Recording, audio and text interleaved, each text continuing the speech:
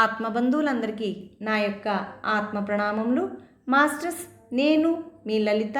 మిత్రులారా, ఈరోజు కూడా మనం మరికొంత జ్ఞానాన్ని శ్రీకృష్ణామృతం ఉత్తర గీతా జ్ఞానసారం నుండి తెలుసుకుందాం. మాస్టర్స్, ముందుగా మనం తెలుసుకోబోతున్న జ్ఞానం సద్గురువు యొక్క ఆవశ్యకత. ఈ జ్ఞానం మూలంలోని బ్రహ్మ సందర్శన యోగంలో 4వ శ్లోకాన్ని నుండి మనం తెలుసుకోబోతున్నాం.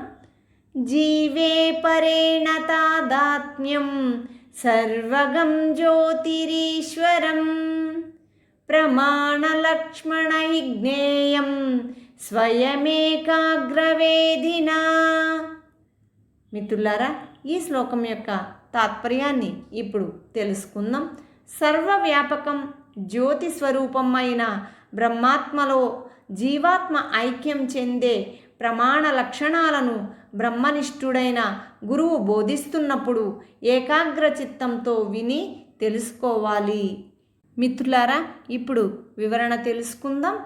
బ్రహ్మజ్ఞాని అయిన ఒకానొక సద్గురువు యొక్క ఉపదేశాల ద్వారా జీవాత్మ బ్రహ్మాత్మల యొక్క స్వరూప గుణగణాలు, జీవాత్మ బ్రహ్మాత్మల ఏకత్వం మొదలైనవి అన్నీ తాను స్వయంగా ఏకాగ్ర చిత్తంతో విని గ్రహించి ఆ విధి విధానాలను అనుసరించి క్రమపద్ధతి ప్రకారం ధ్యాన సాధన కొనసాగించిన యోగి సర్వవ్యాపకం మరి జ్యోతి స్వరూపంగా వెలుగొందే ఆ బ్రహ్మంతో ఐక్యం చెందడానికి అర్హత పొందుతాడు.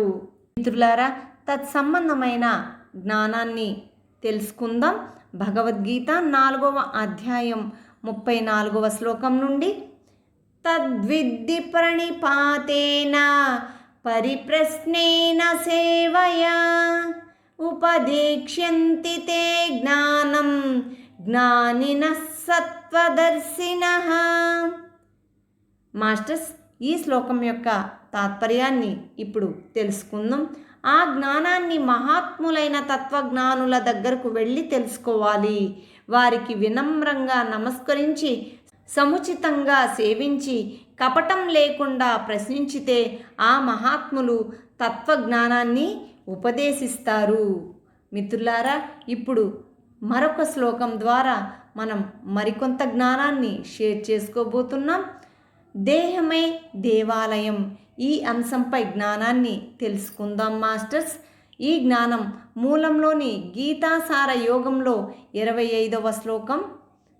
దేహో దేవాలయ ప్రోక్తో జీవో దేవ సనాతనః త్యజేదజ్ఞాన నిర్మాల్యం సోహం భావేన పూజయేత్. మాస్టర్స్, ఈ శ్లోకం యొక్క జ్ఞానాన్ని ఇప్పుడు తాత్పర్యం ద్వారా తెలుసుకుందాం. మాస్టర్స్, ఈ దేహం దేవాలయమని, దేహంలో కూడి ఉన్న జీవుడు సనాతనుడైన సాక్షాత్ భగవంతుడే అని చెప్పబడింది. అజ్ఞానమనే నిర్మాల్యాన్ని విడిచిపెట్టి ఆ బ్రహ్మమే నేను అనే భావం చేత పూజించాలి. మిత్రులారా, ఇప్పుడు వివరణ తెలుసుకుందాం. పంచభూతాలతో ఏర్పడిన ఈ స్థూల శరీరం జడమైంది కాబట్టి ఈ శరీరం నేను కాదు. అలాగే మనో బుద్ధి చిత్త అహంకారాలు స్థూల సూక్ష్మ కారణ శరీరాలు, శబ్ద స్పర్శ రూప రసగంధాలు, జ్ఞానేంద్రియ కర్మేంద్రియాలు మొదలైన 24 తత్వాలు జడాలే.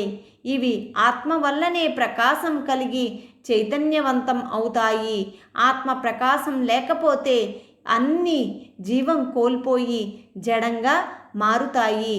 కాబట్టి జీవుడు ఆత్మానాత్మ వివేకంతో అజ్ఞానాన్ని తొలగించుకొని వివేకం చేత తాను దైవస్వరూపుడనని సోహం స అహం అంటే అదే నేను అనే భావం చేత తనలో ఉన్న పరబ్రహ్మను గుర్తించగలగాలి.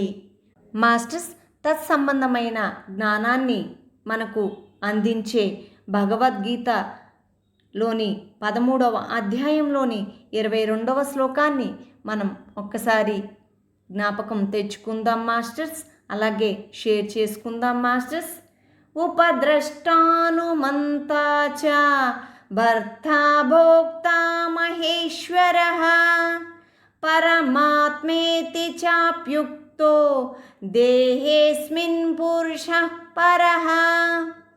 మిత్రులారా, ఈ శ్లోకం యొక్క తాత్పర్యాన్ని ఇప్పుడు తెలుసుకుందాం. ఈ శరీరంలో ఉన్న పురుషుడు అంటే జీవాత్మ విశేషమైనవాడు. సాక్షి అవ్వడం వల్ల ఉపద్రష్ట, యథార్థ సమ్మతినిచ్చే అనుమంత, భరించే భర్త, అనుభవించే భోక్త మహేశ్వరుడు, ఇంకా బ్రహ్మాత్మ అని చెప్పబడుతుంది.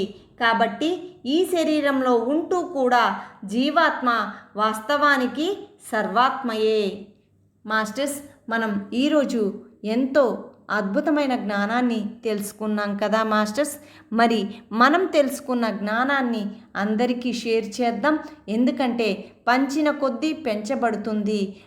మిత్రులారా, మరిన్ని వీడియో నోటిఫికేషన్స్ కోసం ఈ ఛానల్ని సబ్స్క్రైబ్ చేయండి, లైక్ చేయండి, షేర్ చేయండి. Thank you very much.